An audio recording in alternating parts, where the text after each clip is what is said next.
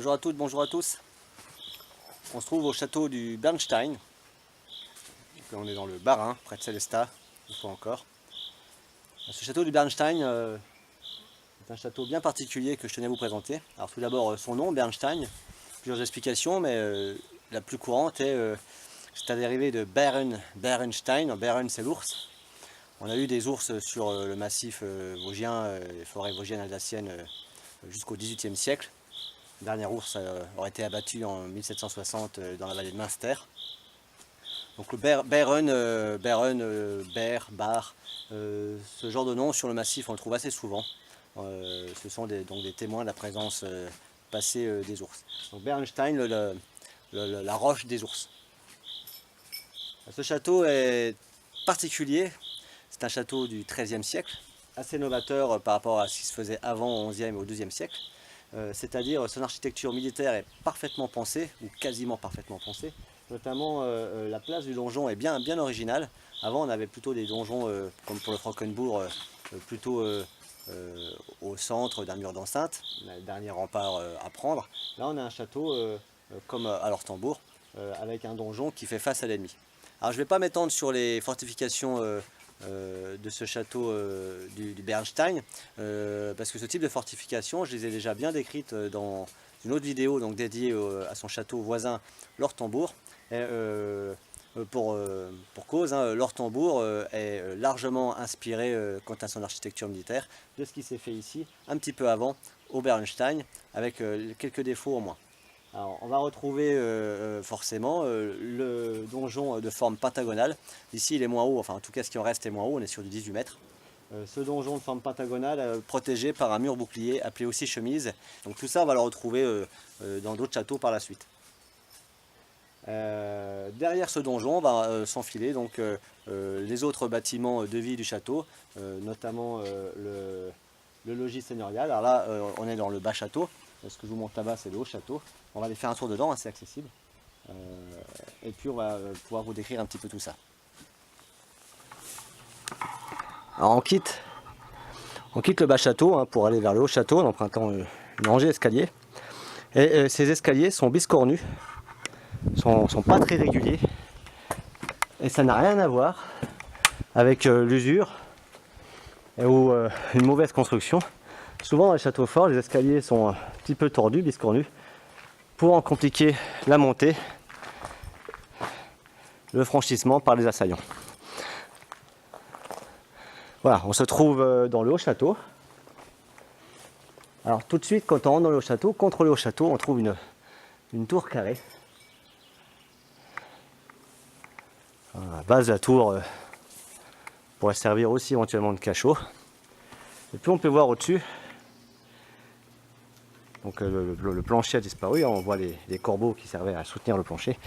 On voit au-dessus donc la partie supérieure du pala, du logis seigneurial, qui est bien collé sur l'arrière du donjon, qui le protège en partie. Et derrière on voit la tour carrée. Alors, typique des habitats, du logis du seigneur, du pala, on va trouver des fenêtres un peu plus ouvertes à la lumière que ne sont les simples meurtrières. Donc c'est un peu plus joli et sûrement plus confortable pour les gens qui habitent dedans. Et là on a, à la base du donjon, on a un trou creusé dans le mur. Alors je pense que plutôt avant l'entrée c'était là-haut. On y accédait par un escalier qui ne devait pas être très facile à pratiquer pour les attaquants. Et puis par la suite, donc avec la destruction du château, ces escaliers ont disparu. Alors je suis rentré dans le donjon, il fait très sombre, c'est très exigu. Là, si je tends mes bras de chaque côté, je touche les murs. Ça montre bien que ce donjon n'avait pas du tout une vocation d'habitat, mais une vocation purement défensive. Je vais couper la vidéo pour ne pas me casser le groin et je vous reprends quand je serai sur le sommet du donjon. Je suis arrivé au sommet du donjon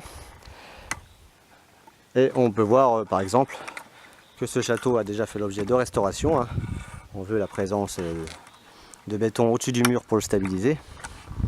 Et puis On voit au loin la plaine alsacienne. Là on voit que la tour carrée était elle-même d'une bonne hauteur. Et puis on voit donc que depuis ce château, on a une belle vue sur ce qui nous entoure. Et on va tout de suite remarquer, quand on s'y connaît un petit peu, que ce château n'est pas construit sur le sommet de la montagne. Alors ici la montagne qu'on gravit pour arriver s'appelle Darfist, il me semble, un peu plus de 600 mètres d'altitude, et là on est autour des 500 mètres.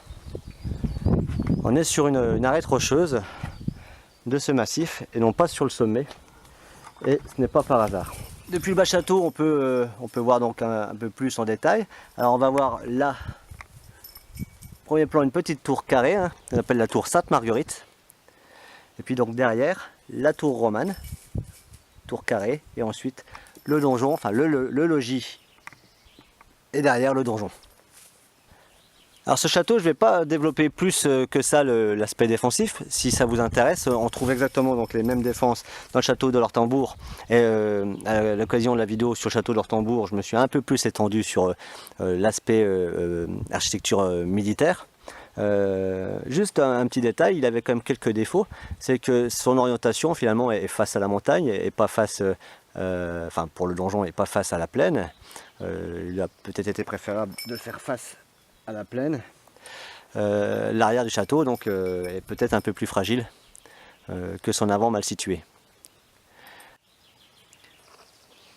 Alors si je vous ne parle pas à proprement dit donc des structures défensives du château, je vais vous parler d'un point important au niveau stratégique, c'est l'alimentation en eau. Alors sur tous les châteaux forts, on a un besoin constant de pouvoir alimenter le château et ses habitants avec de l'eau régulièrement, surtout en cas de siège, puisque le château fort a quand même une vocation militaire. Le Bernstein, c'est un château typique de cette lutte constante, de cette recherche de l'eau. Et ces concepteurs ont vraiment construit ce château avec cet impératif à l'esprit. C'est la raison pour laquelle on ne va pas le trouver au sommet du massif, mais un peu en dessous. Alors pour alimenter le château en eau, on a 4 sources quand même, on a 4 possibilités sur ce château du Bernstein. Une première, c'est une source qui est à l'extérieur du château, à 10 minutes du château.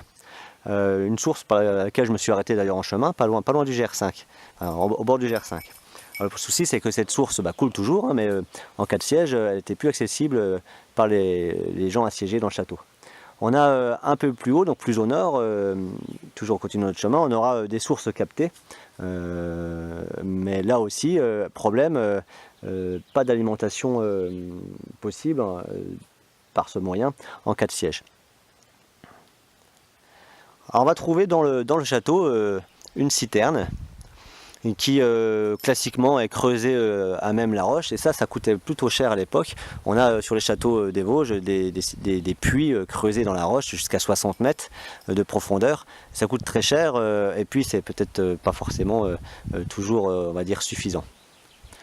Et le quatrième point d'alimentation du château, c'est un système d'infiltration d'eau dans la montagne qui va pouvoir être récupérée. C'est-à-dire que puisqu'on est un peu plus bas que le sommet, l'eau qui va s'infiltrer dans la montagne va finalement fonctionner comme un système de château d'eau et puis va être récupérée dans une petite pièce souterraine devant le donjon. Alors on n'est pas dans la partie principale de la fortification, mais on a quand même un accès sécurisé par un mur d'enceinte. Alors bien sûr, en cas où ce mur tomberait et que le bas château soit pris, là ça commencerait vraiment à se corser pour les défenseurs retranchés dans le haut château.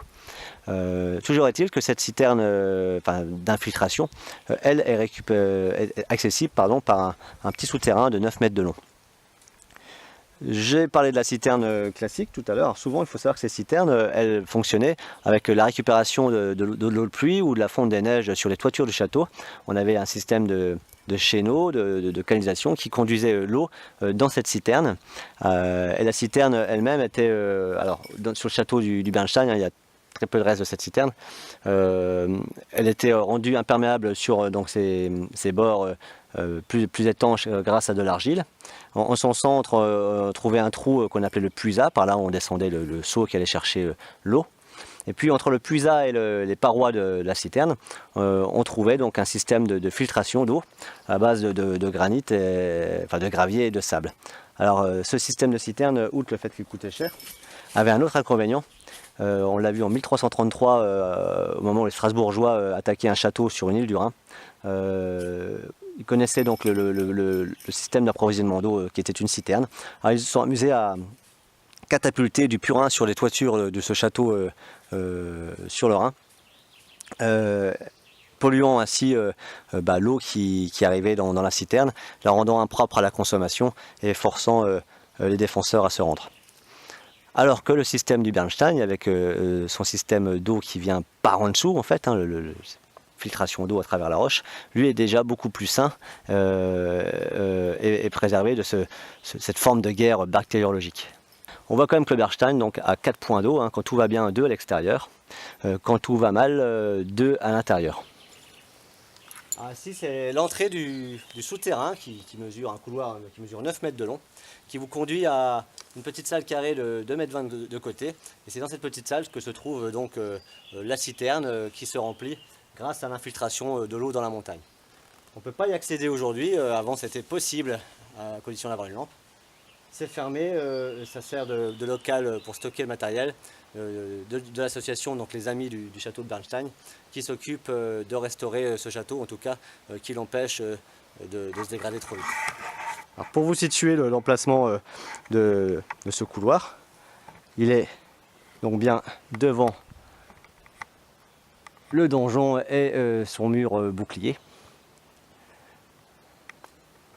Alors on peut voir que c'est un château en granit avec des pierres dites à bossage, des pierres avec des côtés ronds. Pour finir la visite de ce château, je précise qu'il a fait des frais, comme beaucoup de châteaux du secteur, de la guerre de 30 ans, face aux Suédois, qui l'ont pris en 1632. Il a été démantelé par la suite, et puis laissé à l'abandon. Pour venir visiter ce château, je vous conseille de vous munir de la carte IGN 3717 ET et suivre tout simplement le GR5.